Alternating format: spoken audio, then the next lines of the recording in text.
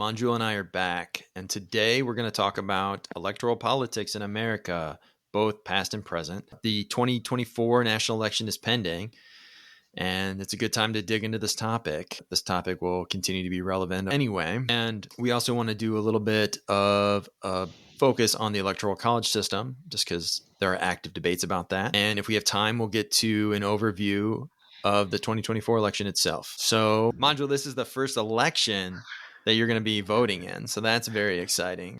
How has That's that the plan. experience Yeah, been? that's the plan. And I just submitted my voter registration and I checked in the website yesterday to make sure it went through. It looks like I'm all set. So I'm very excited about it. It's an honor and privilege. And so like I was educating myself, and that's how the idea to do the podcast came about as well, is because I knew high level how it worked, but because I did not do high school in the US, I wasn't necessarily familiar with the nuances of the civic system or the government here. And I wanted to be an informed voter. You're not just voting for president, you're voting for many other offices or electing many other officials. So that's why I got curious, and then I roped you into this and saying like, hey, can we cover this topic? Yeah, the American system is unique. It is, I believe, the world's oldest democracy, but it has a lot of peculiarities.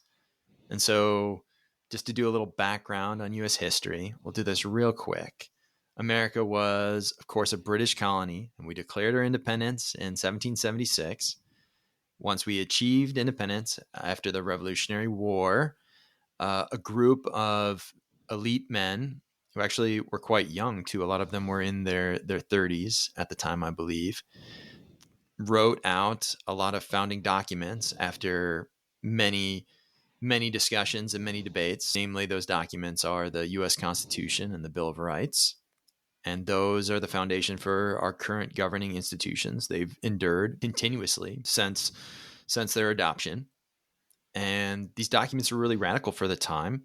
They served as a milestone in the realization of Enlightenment thought, which arose in the 16th century. And so we are still different, though, as a democracy. It's the Constitution sets up a republican system in that rather than a parliamentary system.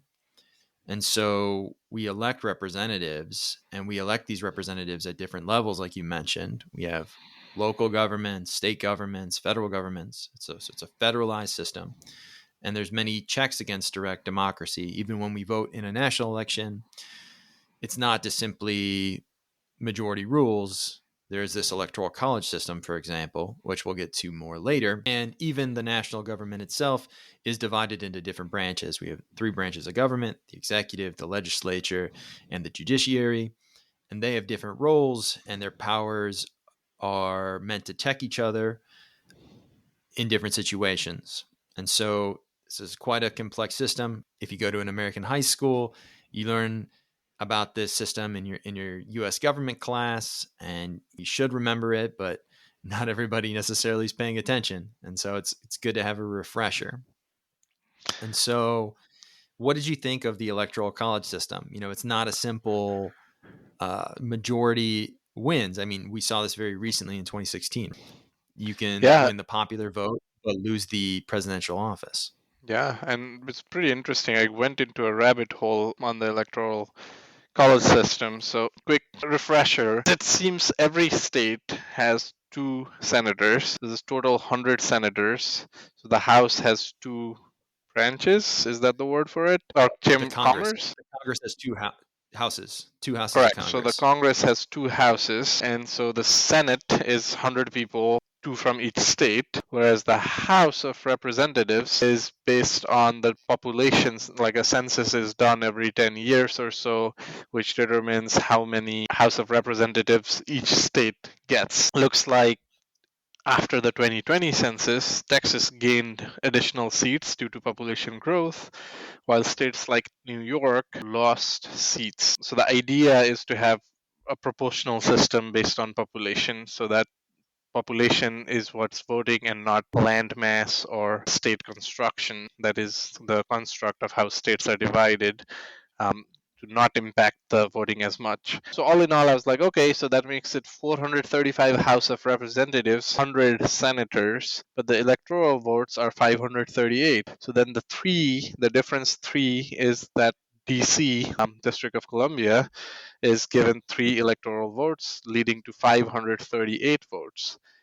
If I were to guess, I would have thought it would be an odd number so that there would not be a scenario in which things could be tied. But also, then I thought it's not always, we think it's only 2 candidates running, but in theory, there could be many more candidates than 2 that are running. And if one candidate takes up some electoral votes because they happen to win one state or anything along those lines, there might be a scenario where neither candidate running gets the 270 electoral college votes required to be elected the president of the United States. This was very interesting to me, that we could be in a scenario where even in a two-person race, like it could be 269 269, leading to no majority or not getting to the 270 mark, which is very interesting to me. And then, Yeah. like, how do you break a tie is where I started going into the rabbit hole, even though the probability of that happening is pretty low. Yeah. And that's where, again, we see the House of Representatives elects the president, and then the Senate votes on the vice president, leading to a theoretical possibility that you could have president from one party and a vice president from another party. Yeah. Yep. And if you go back in history to the early days of the electoral college system, we did have very weird situations that resulted from the electoral college.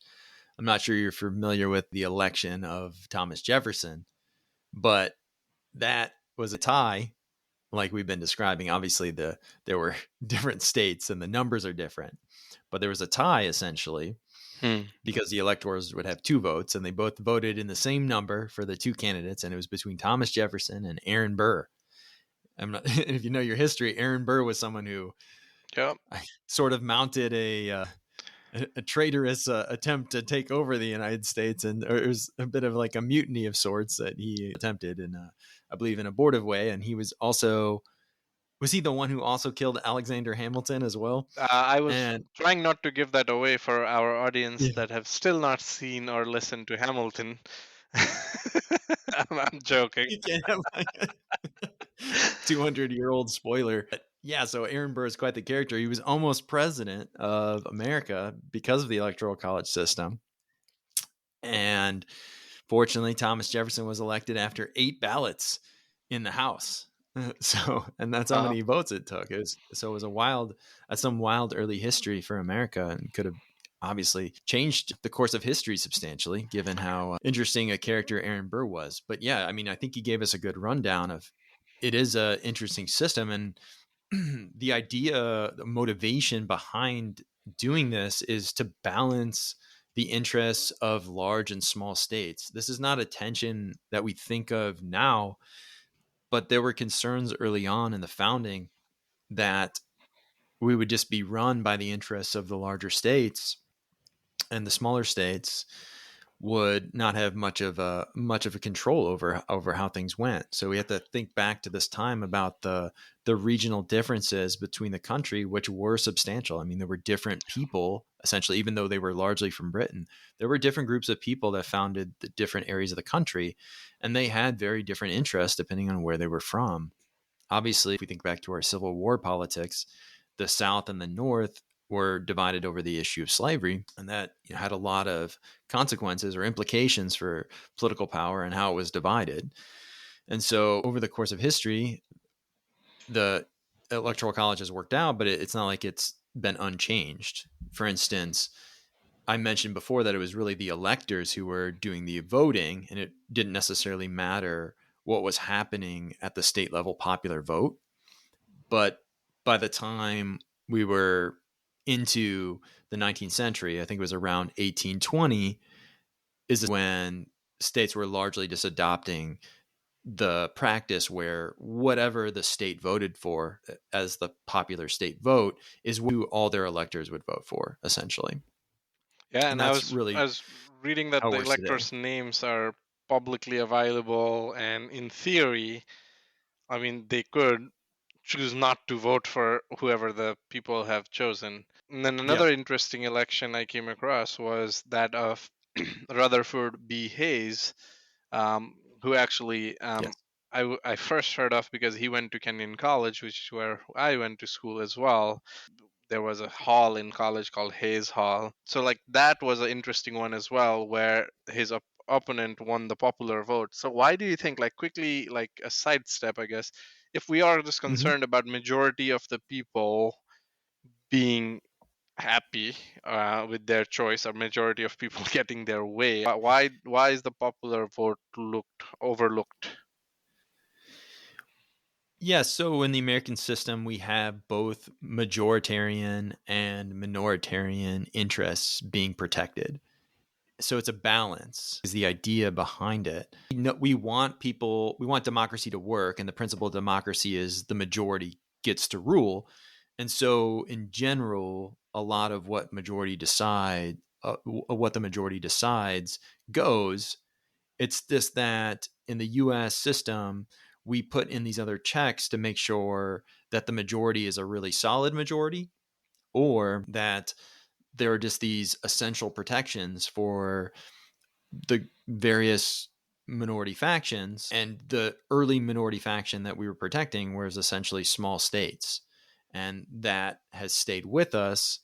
And people debate whether this EC mechanism, the electoral college mechanism, is still meaningful or still protecting the minoritarian interests that we want to protect today or not. And I mean, we could get in and debate whether this is true or not, but I think the idea here is that if you just have a majority rule system alone, they could potentially be voting away the rights of small factions of people that can't stop the majority. But the majority wants to take away voting rights from some group of people for whatever reason. Say they want to stop blue-eyed people from voting, or they stop people who have PhDs from voting or something. They Hmm. could potentially do that if we only had a system where the majority rules, but we have all these other protections. And so the Gotcha. Bill of Rights itself, right? The Bill of Rights itself is a document that sets down rights that are inviolable. So these things should never be violated by the government at any level. So you can't vote those things away. And so the branch of government that is really the ultimate arbiter of the rights that you can never vote away is the US Supreme Court. And that's why in our time the US Supreme Court has become such a important and contested branch of government, because these 9 people who are appointed by the president and approved by the Senate really have the final say on these rights that are essentially removed entirely from the democratic process. But we cherish a lot of those rights. Obviously, the First Amendment right, the right to free speech, the right to exercise the practice of religion, the right to assembly, all these things that are built into the First Amendment are things that we couldn't imagine losing. They feel very essentially American. And so voting away such rights seems a complete heresy, at least to many Americans. Okay, so let me seek some clarification there then, because obviously at times there are certain measures, including I think abortion in many states is up for voting in election apparently. So like, was that not in the First Amendment? How does that work? Like whenever something was once constitutional and then gets reversed by the Supreme Court and then now is up for election, like when it was approved, was it not deemed as important to be included in, like, say, the First Amendment? Right. So this is getting a bit into the complexities of constitutional law and our political history. But in the 70s, there was a Supreme Court case, Roe versus Wade, and that decision from the Supreme Court protected a right to abortion. And I believe that right to abortion is largely inferred from certain amendments in the that have been attached to the Constitution. I believe partially the fourth, which is a lot of times used for a quote inferred right to privacy, and then also the 14th Amendment, I believe, as well. And so, as long as Roe versus Wade was the law of the land, states were prevented from restricting abortion in certain trimesters. So, I believe there was a blanket restriction from states. writing any laws that would prevent a woman from getting an abortion in the first trimester. And then from there, it would increasingly open up for states to restrict abortion afterwards. And so I believe it was 2022, when Roe versus Wade was repealed, now states were left to make decisions at any point in time in that process. And because there isn't anything explicitly written about in the Constitution about abortion rights, and you can see a debate between the rights of two different individuals potentially, depending on how you see things in the abortion scenario, that it becomes a very thorny, complex issue to debate, like what rights are inalienable in this situation and what the right law should be. And so Gotcha. theoretically, it's cool to have states determine these things, because people will differ based on their values on what the ultimate decision is about the question. But of course, there'll be disagreement. So the majority of one state may not be acceptable to all the people of the state. But Gotcha. again, And you maybe have we different shouldn't have states. picked very thorny and sensitive issue as an example. That's what came to my head, so wasn't an intention. No, So like, why it's very don't salient, we? though. Oh, definitely, yeah. But why don't we talk about the delineation of like what in general, like how do we determine, because there's federal laws and then there are state laws, but then like it seems like the president also has influence on who to elect to Supreme Court, or can literally cherry pick people to do that. So then, like, all these branches of government that are supposed to be separate don't seem so separate or independent. How do you view that? That's a really interesting question, because at least in our political discourse today and in political science work in colleges and think tanks, I think we've seen a lot of changes to the executive branch, right? There's been a lot of growth in the executive branch over time. The powers of the president have grown. During this time, the legislature hasn't necessarily lost power, but has chosen not to jealously protect its authority. And some of this is related to partisanship or group affiliation being a stronger guidance for governing behavior than the actual branches themselves, if that makes sense. Like, if the Democrats are in power, if the Republicans are in power, a lot of the times the legislative vision is essentially shared between the executive and the legislative branches if they hold both houses of Congress and the presidency at the same time. And then the incentive there is just to govern as a single unit, whereas when they're held by different parties, then they're adversarial. And I think our founders had somewhat of the assumption that there would be some adversarial tension between the legislative and executive branches always, because they had somewhat overlapping turfs and they would want to jealously protect their turf. But in our modern era, sometimes these group identity based concerns are overriding these things. That And makes sense. I was just curious in terms of, because you hear these ads. First off, I was shocked at the level. I just checked, the political ad spending is up this year, this election cycle, more so than 2020. I forget the exact numbers, but upwards of 7 billion has been spent on ads. That's gonna go to media companies, so good for them, I suppose.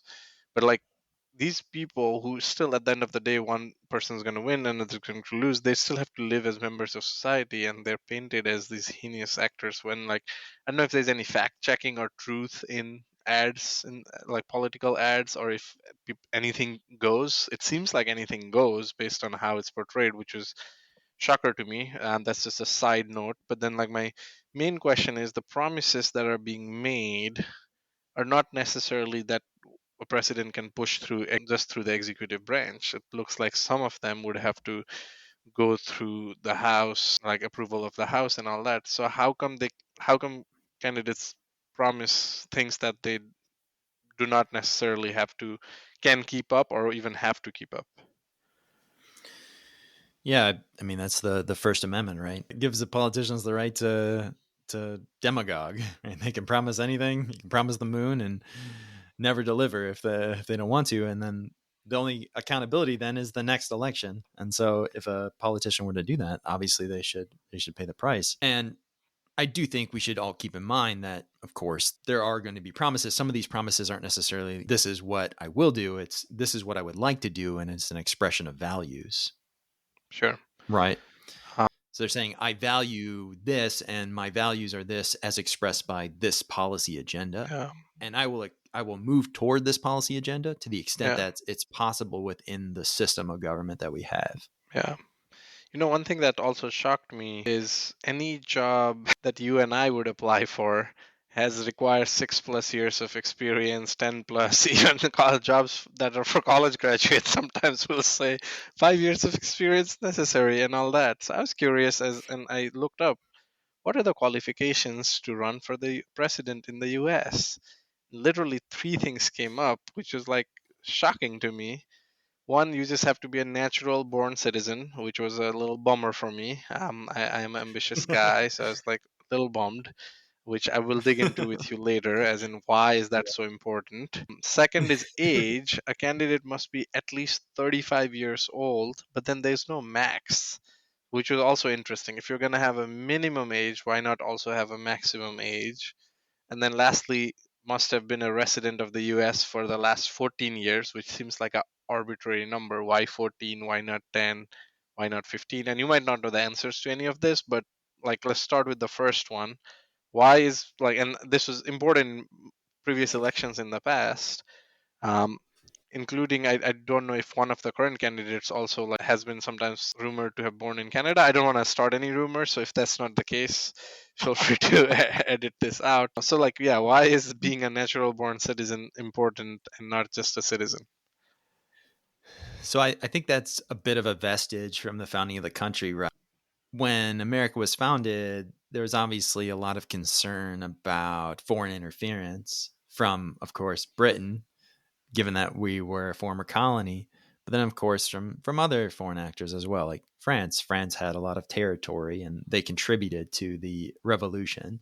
So to strip out and protect against concerns about influence from foreign nations, foreign actors, they opted for a natural born citizen being eligible, I So believe. you would What think was that? first few presidents were not born in the United States. How did they get around that? Right. Well, when the country's founded, they're naturalized, I believe, as But they were not natural being that born citizens. they're the founders, right? It's like a grandfather clause. Sure. You found the nation, so you're a natural citizen of the nation that you founded, I Natural believe. I mean, I don't citizen. know. I'm a Yeah. naturalized such a citizen. Yeah, I mean But that's the either interesting way, thing. I mean, yeah, no, I mean it's an interesting thing too. I mean, think of it's special in America too that if you're born in America itself, in the land of America, you are a natural born citizen. It's just being mhm, born here makes you a yeah. citizen. And if you're Do born the to an American territories count? abroad, yeah, I believe they do make you a citizen. But like while you're living in the territory, you don't necessarily have full privileges and rights as a citizen. Like Yeah. you don't get to vote you don't have a representative in Congress or Senate if you do live in those territories. Although they have And like these. I've never understood this territory system in a way. Like why not?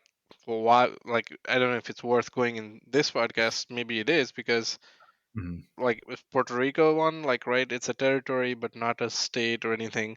So Yeah. do Puerto Ricans vote in U.S. elections? Why? Why not? Are they nationless? How should one think about it? You know, I'm not entirely sure of all the vagaries. I mean, I know they have a lot of local control. There's essentially some level of control of their own like monetary policy, for instance. Like Puerto Rico has like its own debt system, for example. And they do have a right to vote, I believe, like in certain elections, but they obviously don't vote for a senator or House of Rep that has ability to vote for on legislation in Congress. So why the territory system exists the way it does. Will that change in the future? I think those are questions that are yet to be resolved. Gotcha. It does seem though like they are American citizens for what it's worth. They are citizens, yes, yes. They could Yeah. move. They could move to America anytime they want, like to the mainland of America, and then participate as a full democratic citizen in any of those states. Okay, So so moving on to go the ahead. Go ahead. second point then, just to be within time, Yep. age limit, which was until incumbent President Biden was running, was a like a issue of focus, but I'm surprised it's not as much now. Now that Trump is like the older candidate, um, Mhm. the requirement to be at least 35 years old, but there's no requirement on the upside. How Mhm. do you, and then my whole angle, I'm angling towards then questioning modernizing the Constitution itself, and maybe Mhm. like in terms of like how it was radical for the time, but is it antiquated for today? And Mhm. how like maybe some things that ought to be changed have not. So Yeah. let's start with the age question then. Like, do you still agree it needs to be 35 years old, and do you agree there should be a cap on the upside on how old a candidate can be? 35 seems like an appropriate age. I mean, ultimately it is arbitrary. I mean, But we you are could also go in and a change it anytime. genetics expert, so like maybe you can say like, oh, the adult's brain is formed fully by age whatever it is, 30 or 28, so they should be Yeah. lowered to 28. Why not? People have accomplished Well, amazing things, including doing multiple PhDs and yeah. finding inventions, founding companies. Think about, if we talk about the Yep. real power that lies within maybe the tech companies, one could argue were founded by like essentially sometimes teenagers and Yep. college dropouts. So like the requirement, maybe it's too high is what I would argue. Yeah, although I think we want a balance of horsepower and wisdom. Like you have to have some life experiences as well, and some of these to learn a lot of the complexities of our institutions. Like it behooves one to be in them for quite a while. I mean, I think 35 from that perspective is even a little on the young side. I mean, what was our youngest president? Our youngest president was, is it still JFK? I mean, I think he was like what, like in his 40s or something when he was elected. I mean, it was the same thing with Barack Obama, right? Like he was in his like mid to late 40s when he was elected. So I think maybe JFK was like in his early 40s, and that was like the youngest president. I don't think we've had a president elected in their 30s. Just like I believe JFK, or sorry, JD Vance Roosevelt was is 42. Roosevelt. Teddy R- Teddy yeah, Roosevelt was yeah, 42. yeah, yeah. So was he the youngest then, or is JFK younger? I don't. Either Well, way, JFK like was 43, but Teddy first became president because of the assassination of McKinley, which that's why that's right. Kennedy That's was right. still the youngest to be elected. So you're not wrong. Okay, okay, that true. Good point. Yeah, so I'm even then it's saying it's not like America has been eager to elect someone who's like in their 30s anyways. And like pre our sort of celebrified era of modern national politics, there was a strong preference for people who had obtained a graduate degree, usually in law. There was a strong preference for someone who had already served as a governor or at least a term as a senator. There was a preference for someone who had military service in some way, shape, or form. So, all those things are going to put you, if you add them up all together in some way, shape, or form, over the age of 40. And so, I don't think like we are interested in pushing the age down, especially as I think we're learning now that as things progress, as society gets a little more complicated, there's more and more to learn. I think we've seen the age of, say, entrepreneurs and the age of, say, scientists making major breakthroughs push up in recent time. Sure, fair And enough. so, I could see 35, so I don't know if I need further convincing there. yeah, there Let's you talk go. on the older side. Do you think there should be a cap? And then what you said actually brought an interesting question to my mind, which I'll ask after that. So, cap, I don't really believe in because people age at differential rates. So I think we just have to leave it up to the people and the parties picking their candidate to evaluate the cognitive and physical health of their candidates. I think we saw that recently with the replacement of Joe Biden. I think it was clear that he was no longer capable of running for president. I mean, it's arguable whether he's capable of serving as president currently. And I mean, it's probably not an ideal situation. It's definitely not an ideal situation. And he was swapped out by his party, right? But here's the thing, right? Like sometimes this reminds me of the forced choice that my wife gives me sometime. Oh, which of these two rugs do you like? Or which one of these two we should buy?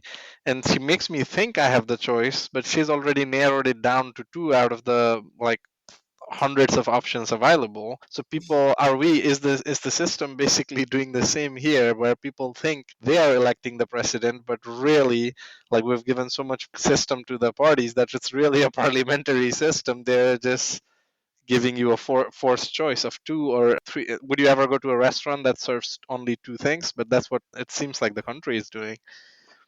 Well, I mean, today it seems that there's quite a bit, or maybe too much, democratic input on who the candidates are, because people make up the parties themselves, and our primary system is largely just a state by state poll system where whoever the people who identify as Republicans or the people who identify as Democrats, they vote for.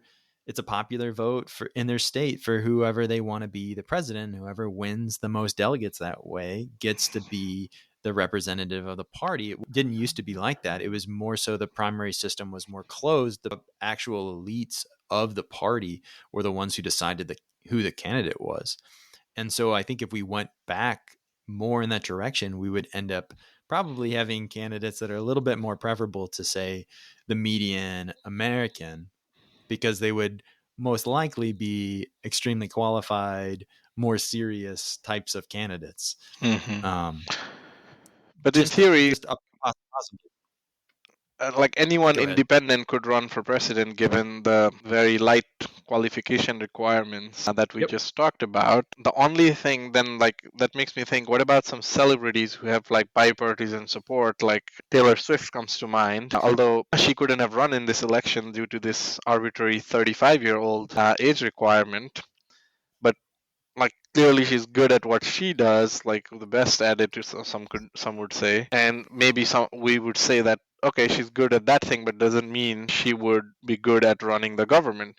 But in theory, in a crazy environment, right, like, and like 18-year-olds, what's the minimum age to vote? Like 18-year-olds can vote. And like, so Yep. because of demographic shifts or whatever, let's say down the road, like that 18 to 30 or is the bulk of the population. I'm just giving a hypothetical scenario. Have there been cases where someone like with wide following, I know Schwarzenegger was a governor of California, I believe, so like where a celebrity Yep. uses their like fandom per se to rise to power. There was talks about Kanye West at one point running as well in the past. um, Yep. I genuinely think, I don't know, like if Taylor Swift ran in this election just to mess with things, she would definitely get some electoral votes, like if not win the whole thing outright. Any thoughts on how the I system or I would constitution be protects against that? I would be pretty skeptical of that. For one, there is a pretty strong bias towards our two parties in our electoral system, just how the ballot getting on the ballot works. It would be pretty hard to do without the party mechanisms. But the thing is, people often analogize the parties as if they're like fully fueled Boeing 737s ready to take off, and the candidate has to jump in. So if So Taylor I Swift wouldn't decided to take say, I'd over. say Airbus, not Boeing, given the environment we're in. Bad Sure. analogy. Yeah. Well, they have to name a specific brand, but say Little they're just dig on Boeing, yeah. yeah, Which is they're going through just its a own jet worker ready. strike and everything, right now, and like they just slashed 10% of workforce. Clearly, it's not as well oiled as we thought about. But anyways, I get your Sure. point. Yes, like in that, like Yes, yes. that's not how it works. Is that like candidates just ready to go? They have to do their own building and get their own support before being a mainstream Yeah, candidate. Is I guess what you're. and we've had independents run before. Probably don't remember, but Ross Perot was a major candidate in the election between Clinton, the older Bush, and him. That's what kind of, some people argue, cleared the way for Clinton to win. and that made Senior Bush a one-term president. Uh, so there could be an independent who makes a splash. We've just yet to see that because it seems party ID, whether you're red team or blue team, is really such a strong force in our politics. And so the celebrity that we saw win a presidential office, he ran that path through one of the major parties. And in a lot of ways, he was very different from the party itself. So it was a little bit like an independent taking over the Republican Party, Are you talking because about many Donald Trump right now, or? yeah, Donald Trump. I mean, he was a Yeah. pre-existing Oh, celebrity. yeah, yeah. He and so on, really wide name ID, and I mean, his name was like synonymous with kind of gaudy wealth from New York City real estate, putting your name on things. And he won the primary. It was a very busy primary. If the primary didn't have as many candidates, maybe he wouldn't have won that primary. Maybe we would be in a different place. True. History would have taken a different course. But he's moved the Republican Party on a number of issues. I mean, you could probably take any issue and say if Trump decided to move in one direction on one of these issues, he would likely take a lot of what constitutes the Republican Party today in that direction. I mean, he moved the Republican Party from a more free trade friendly party to a party that's more interested in tariffs. Yeah. It also has made the party more interested in restricting immigration in various ways, not just illegal immigration, but legal immigration, for example. And so there's been a lot of changes, and so I do think there's possibility for realignment. I mean, Trump himself has caused some realignment within our existing two-party system. More suburban professionals have moved out of the Republican Party, and more working class people without college degrees have moved into the Republican Party. And as, for instance, like the Teamsters didn't endorse a specific candidate in this election cycle, which one would expect them to endorse the Democrats. And that didn't happen. So there is a realignment happening. Gotcha. Well, since we are talking about the candidates, I guess, do you want to high level get into that, Yeah, let's since we're towards the end of the show here for today? yeah,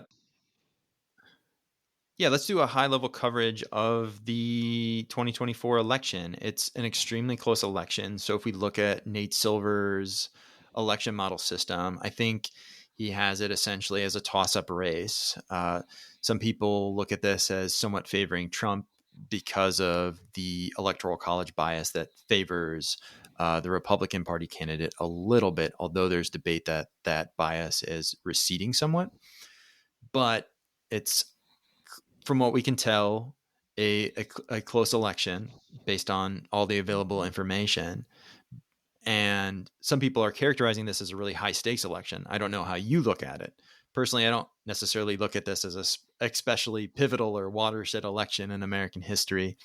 I think whichever candidate wins, I think the trajectory of American political decision making and the action and the trajectory of the country as a whole is probably not going to radically change, especially if we see a split party governance, which is very likely given that Republicans are most likely going to retake the Senate based on the current election models. I don't know how you see it. How do you see this election? No, I mean, I don't disagree in the sense that even 2020 happened, 2016 happened, and people thought Mm-hmm. similarly when, like, say, a radical, different, like, unconventional person went into the power. People who didn't like Trump then said, like, we're worried that he would, like, change a lot of things or destroy. And like it's very contentious in the sense that of course some things have changed in terms of, we just talked about how Roe v. Wade and like his role in, say, reverting that or changing that. But at the same time, there were enough, seems like there's enough other checks and balances, so it's not like the president could actually throw us into a World War III or anything like that. It's a very delicate geopolitical situation.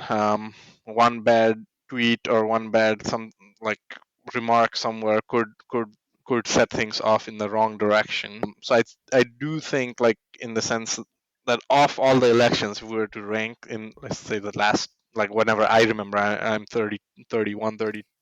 So, like, if we remember the recent elections, I would think that maybe it is the most important in so many ways, but there's always recency bias on these things. So in that sense, I do think it's important. Second off, I would say what's important, or a little bit interesting, in the sense that there has not been a woman president in the US. You would think of all the countries, like, if you look up countries where a woman has been a head of state, you'd be shocked to find some countries that you otherwise would not think, given the gender inequality present in rest of the country, and among other things. People can look that up on their own time, but you'll be prepared to be positively shocked, I guess. So in that sense, like, if a woman does get and end up becoming elected, I think that could be a, like, a, we won't maybe know in the moment, feel like it, but I think it'd be an important thing in history when 50 years back, 30 years back, people look back, because it could be a good thing in that sense, from, like, candidates and their views aside and parties aside, could be a good thing. Not that that is alone a basis to elect someone, I will say that, but that being said, in, like, a fairly, it's a short history compared to other countries, but given how many elections we've had since women were allowed to vote, that women, there hasn't been a woman candidate now, like, elected, is interesting to me. Yeah, I don't know when we would have expected it exactly. I mean, we've had a female vice president, we've had female secretary of states, we've had women on the Supreme Court. So there's a lot of representation of women in U.S. politics. I believe even the House and Senate are increasingly approaching gender parity, although I'm pretty sure there's still more men than women in both houses of Congress. So it's interesting that the symbolic nature, the representational thing is a pool. I don't really think about politics in that way so much. I guess being a lot of, say, people who are college educated or people of upper middle class or middle class backgrounds, they oftentimes think of politics very ideologically, But those are increasingly so. people, and I'll put you on the spot here, in that, Mm, is you look at the leaders of it, like, things, leaders of leaders you see, they look like you, in that they're white male.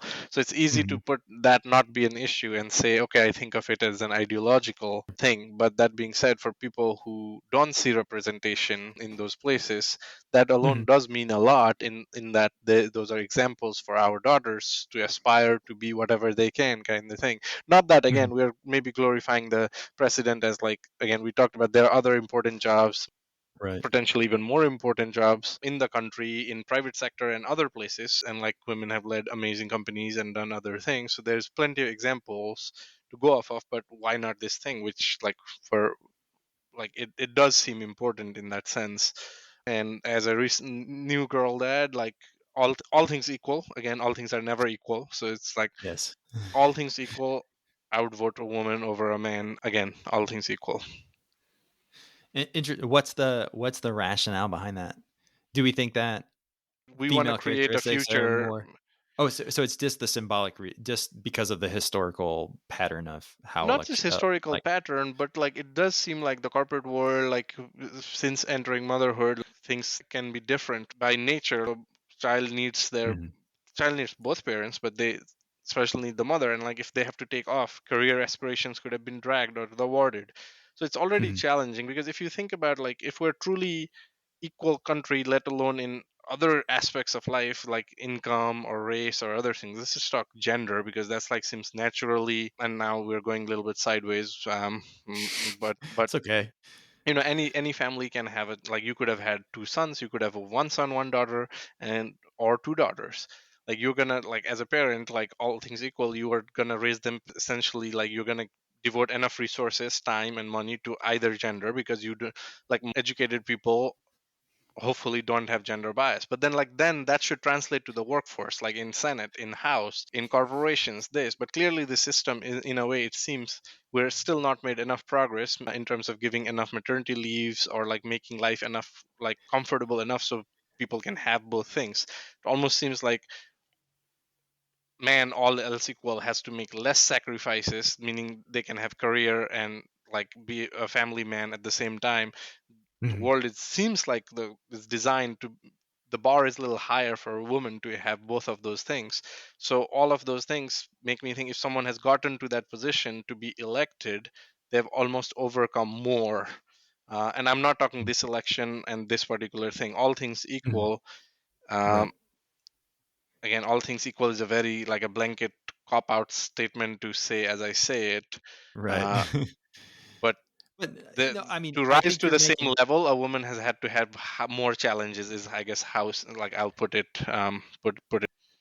right. I think you're making an interesting point. I think it's a little bit related to class educational position, actually, because when we look at, say, how men and women are faring in America today, all things, if we do this, all things being equal, I think in someone behind the veil of ignorance would actually choose to be a woman today, because you're more likely to do a little bit better. You're more likely to do a college education. You're more likely to potentially even be a higher earner, depending on, like, younger women are doing a lot We better should than put that younger as a men poll today. poll question, because Yeah. here's two men Yeah. talking about this issue.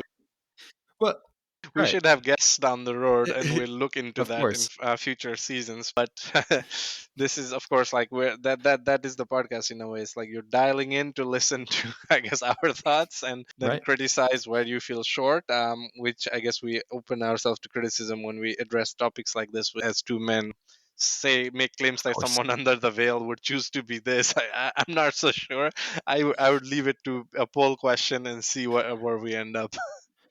Sure. I was just speaking to the increasing sociopolitical and educational discrepancies that are emerging between men and women today, which is a recent and interesting phenomenon.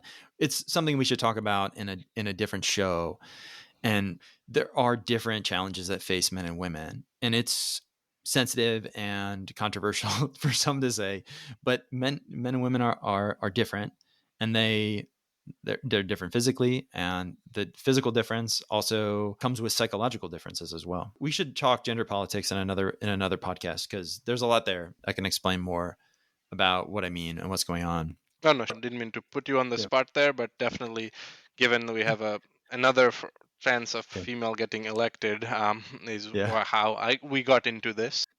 Right. Yeah. But again, people should vote on the merits, and all things are not equal, and use their best judgment, research, and all that, which is again time consuming. So hopefully, we shed some light today in terms of how the system works. It's definitely helpful for me as a first time voter to learn the process, and as always I come out with more questions, hopefully better questions than I start with than answers, and that's how learning works for me. But this is very helpful for me, hopefully helpful for our listeners. I don't know if the deadline to register to vote is already passed in most states or not, but if you can, you should still try to vote. There's provisional voting you should look about. For me, it's I'm looking forward to it. It's an honor and privilege to be an American.